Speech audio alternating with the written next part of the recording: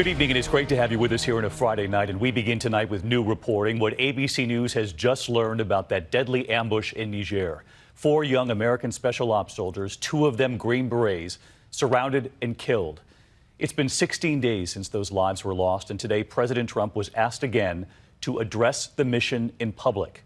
Did they have adequate intelligence, adequate backup? ABC's Mary Bruce asks the White House today why so little has been said. The week ended the same way it began, with questions about why President Trump still hasn't addressed the ambush in Niger that killed 4 special ops soldiers. Mr. President, do you authorize the mission in Niger? Thank you all very much. Thoughts on the secretary? And tonight we are learning chilling details about that ambush outside a remote African village.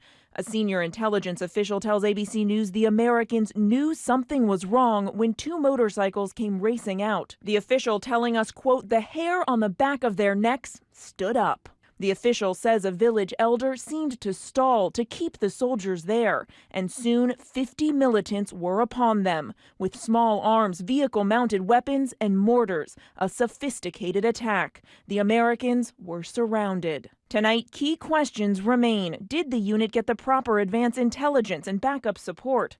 Officials say they didn't expect to be in combat. Also, was Sergeant LaDavid Johnson left behind? The rest of the unit pulled out, but his body was not recovered for at least 20 hours. The president silent on the details, even as he takes credit for U.S. victories against ISIS. I totally changed the attitudes of the military, and they have done a fantastic job. Yeah, ISIS is now giving up.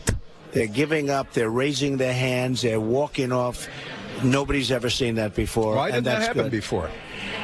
Because you didn't have Trump as your president. On the Hill, frustration is growing. Defense Secretary James Mattis today met with Senator John McCain, who's threatened to subpoena the Trump administration for information. Felt that we were not getting sufficient amount of information, and we are clearing a lot of that up now. The Pentagon has launched a full investigation, FBI agents on the ground in Niger to assist. But from the White House, few answers. Will the president address publicly, and if so, when, what exactly happened to these 4 special ops soldiers? The president, the Department of Defense, and frankly the entire country and government want to know exactly what happened, and when the time is appropriate, we'll talk about the details of the investigation.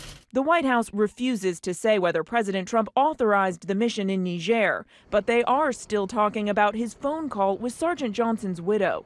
His chief of staff, John Kelly, says he was stunned to learn Democratic Congresswoman Frederica Wilson was listening in on the president's conversation. Today, the president says Kelly has every right to be outraged. He was so offended that somebody would be listening to that call.